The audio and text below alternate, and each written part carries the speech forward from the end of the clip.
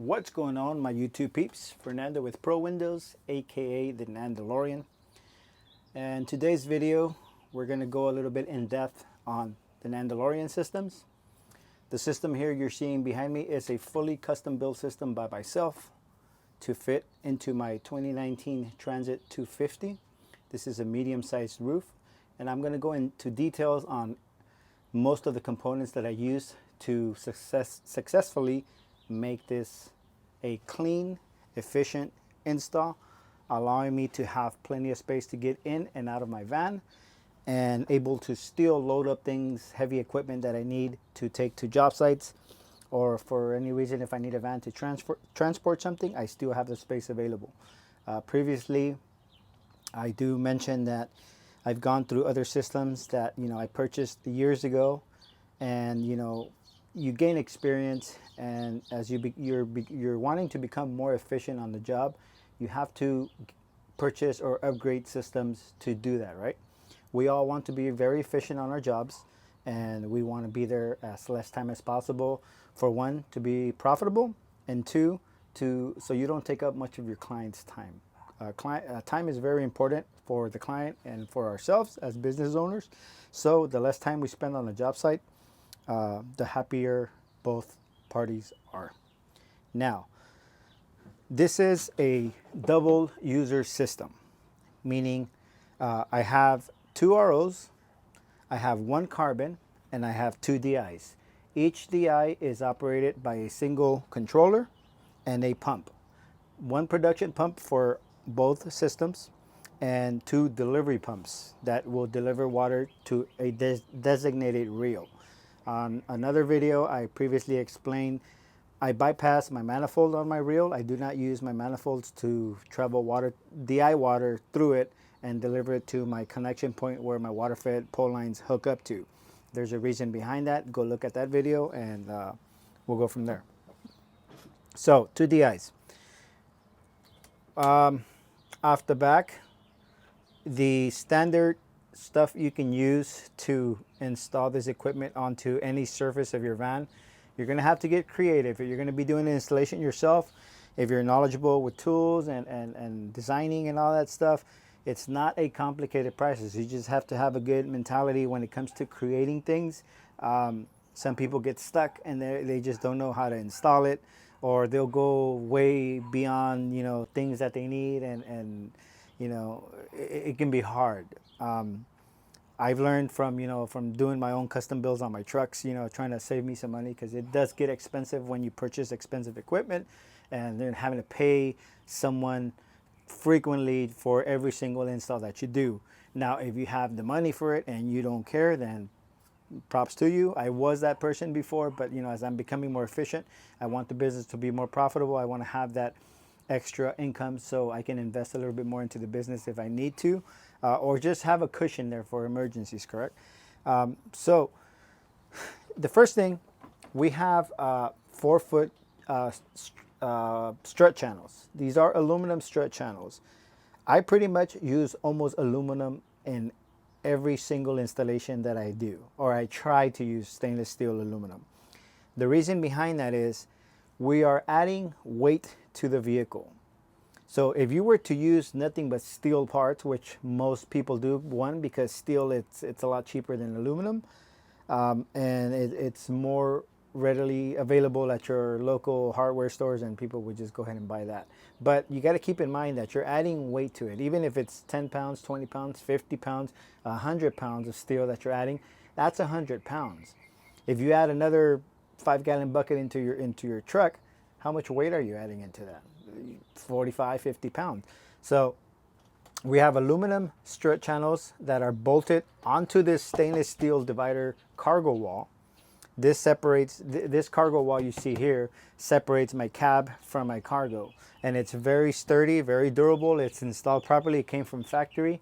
If you guys don't have one in your van, I strongly suggest you guys look up the year of your vehicle, purchase one, and install it. I'm using 3/8 stainless steel bolts through the wall, and a washer, obviously, a lock washer, and a nut on behind it to secure that strut channel to the surface of this. So that's going to be your guide. then you're going to want to purchase some C-clamps, 4-inch C-clamps for these 4-inch housings. And then you're going to want, there's a little cushion I use in between it. I shopped around and I was looking for, you know, items that I can use to put that little cushion in there to keep the housings from rubbing on this C-clamp, because this is a galvanized C-clamp. If you don't put no cushion in between it, you're going to scratch them up. They're not going to seat properly. They're going to be moving on you. So what I found is at Home Depot, or maybe even Lowe's, I'm more of a Home Depot buyer. I went to the carpet area where, you know, they got the big rolls of carpet and you can buy them by the foot. And I was able to find this, I think it's about 2 feet wide, foamy rubber gray carpet. It's nice and thick. So I purchased myself about 2 feet by 2 feet, and then I cut small strands that fit snug or at the width of the C-clamp. And I just pretty much wrapped it around and seated my housings on there, position them properly. Do not, when you're doing the installation, do not tighten everything down the minute you have it on there, unless you know that's the position you're going to want it on. You want to space out everything evenly. I'm very meticulous when it comes to, you know, having everything nice and organized. I haven't used a tape measure. I mean, that's going more than, you know, what I have to, but I try to space everything out evenly, keep it at a certain angle to allow the water to filter and trickle inside and fill up every single square inch inside of the housing. So we got the strut channel, we got the 3/8 bolts that secure it in place. We have the 4-inch C-clamps. We have the foam that sits in between the C-clamps to hold the RO or the housings in place. Another thing I want to point out is they have these spring nuts. I'm going to open up one of these bags, and these do come in variety of sizes. I would say go with the 1/4 inch because they're a little less expensive. And for the use of them, you really don't use them for much, but to hold these in place, because if you do not put these, this is pretty much a strut channel guide. It comes with the spring on the back. What you're going to want to do is you're going to want to rip off this, pretty much just bend it and peel it off, and you're going to be left with this. You're going to use this, and then you're going to buy some eye bolts. You're going to buy some eye bolts, the correct size that's going to fit your spring nuts. You're going to put this, you're going to thread it through, and then you're going to grab this and you're going to put it inside the channel. There's some little grooves. Where are we at? There's some little grooves on there. That stuff is supposed to face it's supposed to grip on the inside of the channel, so make sure you position it properly. This will be the position that it will be going in. You put it in sideways, you turn it, and then you start tightening your eye bolt down. Now, the eye bolts are not to be used to space these and to keep them in place. You're pretty much going to use a bolt, a small 1/4 inch bolt, and you're going to position it at this is going to serve as a stop. So you're going to position it right underneath your C-clamp, one on each side. You're going to need a total of 8. If you have a double user, you're going to need a total of 10. 2, 4, 6, 8, 10. And you tighten it down, and this housing is not going to go anywhere. See how much I'm pulling on that?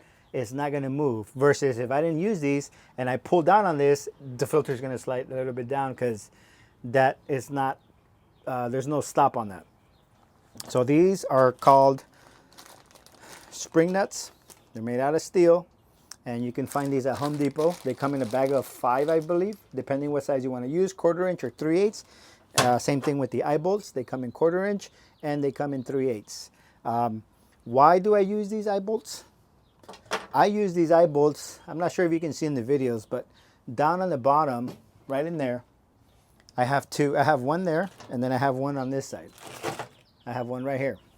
And what I do is, there is currently, my camera is sitting on top of my ice chest, but there's an ice chest that I position. Let me see if I can scroll this down a little bit. There is a ice chest that I usually place right here for the guys. Water's inside, and then they fill it up with ice in the morning. I will use this strap, curve it around the ice chest, and then take it over and lock it in place to keep the ice chest from moving, versus having to drill into the floor and create a locking position or anchor point. So you can use these eye bolts for almost anything. You can use it to secure other items. You can put them in any position. You can go up high. If you go up high, you still have enough room. As you can see there, I still have about another 1.5 feet of strut channel to use. Usually these brushes are not here. I do not let my guys put the brushes away in their original position if they are wet, to prevent rust buildup. And I'll show you guys in a bit why. If you guys notice here, I have 2 eye bolts. This here secures my Gardner gooseneck. If you guys don't have one of these, I strongly recommend you purchase one, because this is going to get you those overhangs. Those windows that have that 3-foot overhang and you got to get that brush over it. This is what's going to help you. Look at that. This thing extends over to 47 inches. This is your pole over here, and this is the end of your brush. If you guys don't have this, this is the Gardner 34 to 47 inch gooseneck. Now, it is a little hard to maneuver if you're the first time using it, so work slow, up and down, up and down. Don't try to get in there and try to skirt, because this thing's going to be wiggling on you. But it does save you a lot. So I use 2 eye bolts on the top, because I really don't have anywhere where I can place this. I said, well, how do I organize and I keep this in a safe place? So 2 eye bolts go right there, one over there, and you pretty much just drop it in place, and that's where it stays. That's what the hell. So you can get creative with your system in any way you want, and you guys don't have to worry about nothing. Now, another thing we have over here is, you guys pay attention here, I have this weather guard toolbox. You can step on it. It is mounted to my floor, and I can put something on top of it if I have to, and I can strap it down. This is a, let me bring this camera over to this side. So this is pretty much storage for, you know what, I'm going to flip the camera around. Let's see. Can I flip it around? Bear with me while I get this camera to turn on me real quick. Well, apparently I'm not going to be able to flip it. I do not know why. I'm using this DJI mobile thing, but apparently it is not functioning. Anyways, I'll show you guys this view. So I have this, and this is what I have. Pretty much keeps all my brushes organized. Whatever brush they're using, a small, the small, what are these, 10-inch, or your large, full 18-inch brushes. We have every size available for every window. We have extensions. We have the hoses that they need. We have the goosenecks, smaller goosenecks. We have their quick connects for the water fed pole lines. We have tees. We have nozzles if they need them, and spare things that might become available. All right, so back to the original video. Let's get you back guys in here. Bear with me while I post you guys up in there. There we go. So another thing, push fits. Now this is a custom installation, like I said. I am using stem barbs, and I'm using 1/2 inch 300 psi hose, and I decided to go with this setup because I was able to clean it up and bend it to the position that I needed it in, and versus having to use PEX tubing. PEX tubing, I mean, it's cheap, it's affordable, and it comes with your system. Once again, keeping the cost down. But for me, if I was to use PEX system on this, I would have PEX tubing coming in maybe all the way out here, because I have to bend it and send it back over that way and all that, versus using a flexible hose that's 300 psi rated. All I did was purchase some stem barbs and clamp them down with some ear clamps. If you guys are not familiar with ear clamps, that's another thing you want to do. 5/8 ear clamps. Use some PEX clamps and tighten them down and position them. Cut them to length. Everything is cut perfectly. What else can we talk about? Controllers, they're set off over here at an angle. So when I do pull out my filters and the water comes out, the water does not get on them. If the water does get on them, that's okay. These things are waterproof, so I'm not too concerned. But why create an issue, right? Another thing we can talk about is, I'm gonna bring you guys back over here. My production pump. Can you guys see? Yep, there's my production pump. I turn this bad boy on and it will start producing more water for me. And that's it. Controllers. Another thing too, I have, I'm trying to see why this freaking camera does not want to turn around. Let's see if we can move it. It would be a lot more easier for me to show you guys how. Let's see. Nope. Bear with me, gentlemen. Bear with me. I'm just trying to figure out how to flip this camera around. That's not working. This is not working. For some reason, my screen is not allowing me to turn this around.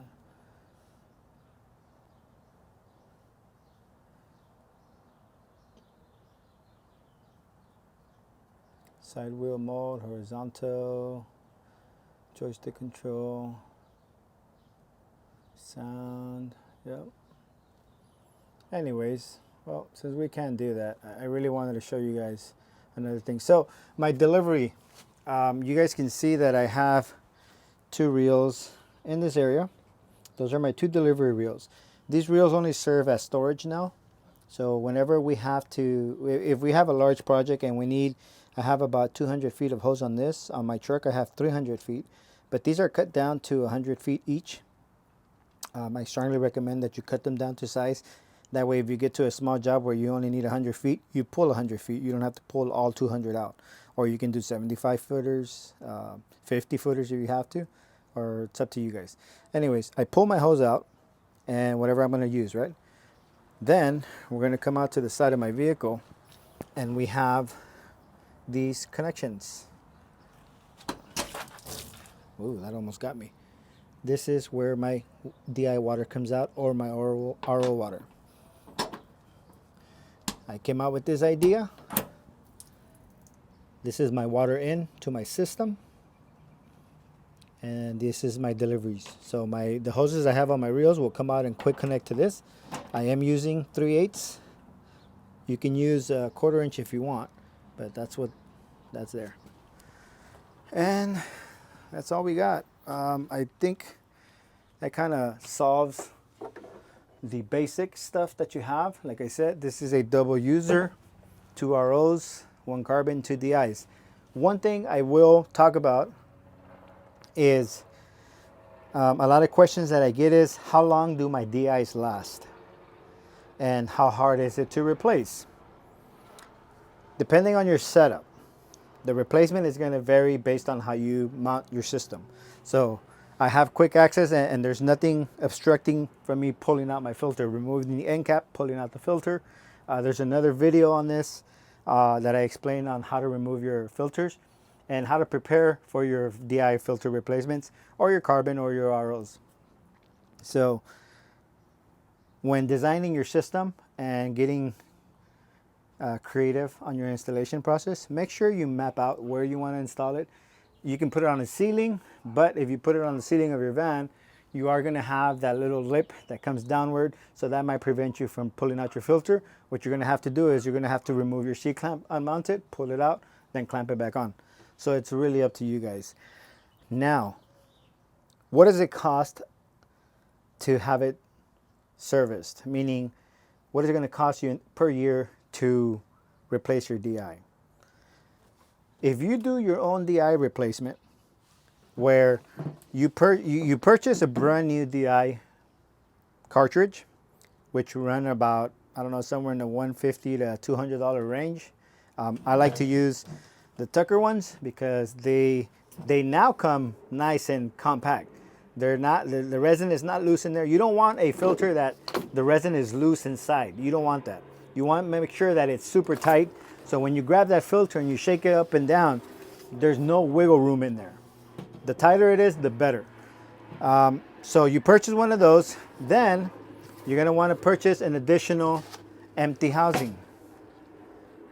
You want an additional empty housing. Why do we want an additional empty housing? Well, you're going to put your DI to use. 3 to 4 months later, you're going to have to replace that. So instead of you taking everything apart, pulling your filter out, refilling it with resin, and then coming back and putting it back on, you have a spare filter. These are available at J. Racingstein, and I believe they're somewhere in the $60 range for a empty. You're going to pre-fill, you're going to prepare for your installation process. You're going to remove your end cap. You're going to fill it up with DI all the way up to the top. You're going to leave a little cone-shaped bubble when you're up to the top. Make sure it's nice and compacted. Bang it against the floor. Make sure you put something soft on the floor so when you're seating it, you're not damaging that end cap on the bottom. Then you're going to want to grab your end cap, put it on. So now you're ready for your service. You come out, you remove your clamp, take it apart, wiggle out the end cap, remove the cap, use your pick that I mentioned on the other videos on how to replace them. Pull your filter out, pull the old one out, and you already have this one ready. Pull your new one in, boom. That's how easy it is. Now, what does it cost on a yearly average? Well, on a yearly average, right? If you do it on your own, $300 or less per year, depending on the water level, the TDS levels in your area. For us, it's somewhere in the 250 to 300 TDS levels, and I'm replacing DIs every 3 to 4 months. And I buy 1 cubic foot of DI virgin resin from J. Racingstein. Keep that in an airtight container that you can purchase on Amazon, a 5-gallon, a 7-gallon, whichever one you want, and keep it store it in a cool place, and it's going to last for at least a good year and a half, as long as it's sealed in an airtight container and you keep it in a cool storage place. That resin is going to last you up to anywhere between 5 to 7 filter changes. I still haven't calculated how much I can use off of 1 cubic foot to how many replacements, but 5 to 7 replacements. And a cubic foot over at J. Racingstein doesn't cost you more than $200, if I'm not mistaken. I'll have to double check on that, but I could be wrong. It could be maybe under the 300, yeah, 2 something. So $300 a year. On a single user system, your basic kit, not including a water tank, not including your hoses and your reels, you're going to spend, just remove one of these filters and you're going to get 4 filters, 2 ROs, 1 carbon, 1 DI.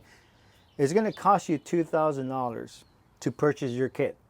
Obviously, the kit comes with the basic stuff. It doesn't come with pump switches. It doesn't come with all the bells and whistles that I added into my system. If you guys want to build something similar to what I have, or you want to copy what I have, reach out to me. If you need guidance, if you're out of state, you know, for California guys, I'm available for me to do the installations, because I know time is money. You guys, you got to be out in the field, you got to be working, or you got office things to do. I'm going to make myself available for 2 days to complete your build. It takes me 2 full days to get a build done, and that's it. You guys don't have to worry about, California guys don't have to worry about, oh, how am I going to put this on? What stuff do I need? Do I need the tools? Do I need this? Do I need that? What clamps do I need? What hoses do I need? What electrical components do I need? What size wire do I need? What terminals do I need to buy? What circuit boxes do I need to get? What fuses do I need to run? How do I wire this? There's a lot that goes into this. It looks nice and clean because I made it look nice and clean.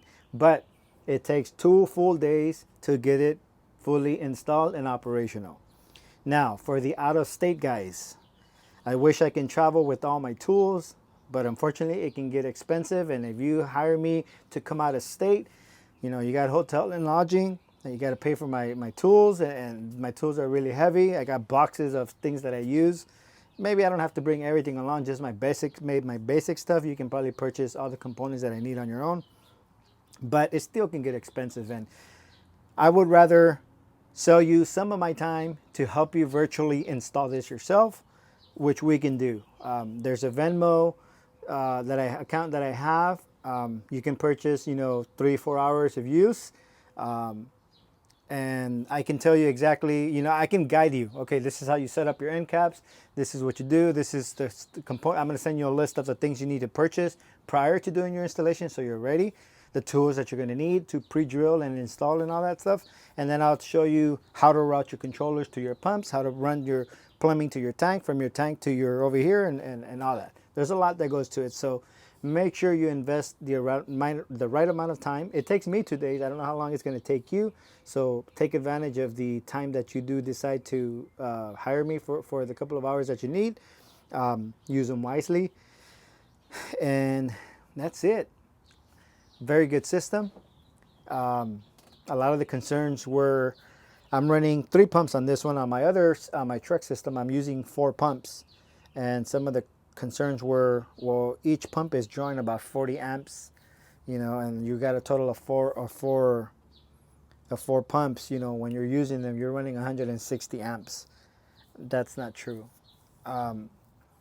These batteries, maybe on startup, when you flip that switch on, just like this, it might draw somewhere close to 30 amps. But when they're operational, they're probably drawing around 15 amps. What I'm going to do is I'm actually going to put a voltmeter in the line to tell me how much amps I'm drawing while the pump is operating at different PSI levels. Obviously, I'm going to test it at full potential. And with these controllers, usually I'm working at 50%, 60%, because it's still pushing a lot of water out of my tank. And we don't want too much water coming out, but we want enough flow to give us the scrubbing power and the rinsing power so we don't have to go back and re-rinse. Another concern was, what was the other concern? I think that was the only concern, how much amps you're drawing, but everything's on its own 40 amp breaker. You can use a circuit box with a 40 amp fuse on it, or you can use an individual breaker for each pump. And just wire them to your battery. You got my electrical components sitting up top. All my electrical is above the water, so if something happens, I get a leak, all the water's falling downwards, not upwards, so my electrical is safe. And I do have an auto, not an auto, but I do have an on-off switch for my circuit box, so if I do have a short circuit and something's smoking, I can go turn that switch and it cuts power to that whole area. Another thing, what else? Well, that's practically it. It's a very affordable system. It does eliminate you using up a lot of space. I can't flip this camera around. I can't figure it out how. Bear with me while I try to figure this out.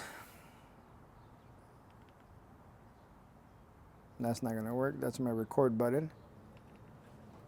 For some reason, it is not allowing me to.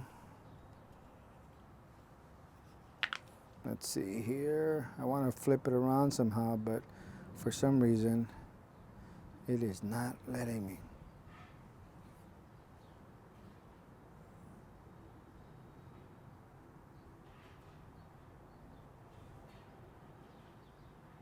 Nope. It gives me options for the gimbal and all this stuff, but it doesn't give me an option to flip the camera direction. Maybe because photo video, side wheel mode, nope, that's not it. Invert joystick direction, nope. All right, well, apparently I do not have that available. Other times it has worked very easily. And I'm trying to position you guys in a way where you can see my whole setup. This is the entrance of my van. See how much room I have still? And this here, I decided to mount it right on there. There are my controllers. Operator 1, operator 2, production pump. That's my waste discharge valve in the bottom. And this is the full setup inside this van. Versus the equipment that I used to have before. I used to take up all the space all the way up here to where the tank is at, and I barely had enough room to get in here. And another problem was that they kept bumping into the gauge that was on one of the housings and creating leaks. But now, look at this. Clean setup. This is a van that you can walk into and you can get out whatever you need without an option. Now, I am not sponsored by any of these guys, but I do promote their products because they do have some awesome products out there. And every single sticker that you see up here is stuff that we use from them. EBC is my #1 soap guy when it comes to house washing. I like to use their EBC degreaser and all that. Inside Graphics is the company responsible for my logos, my graphics, and all that stuff, my designing. IWCA is the one that keeps us safe on the job. Sky Genie, well, we use their chairs. J. Racenstein, we get most of our basic supplies from them because they're here in California.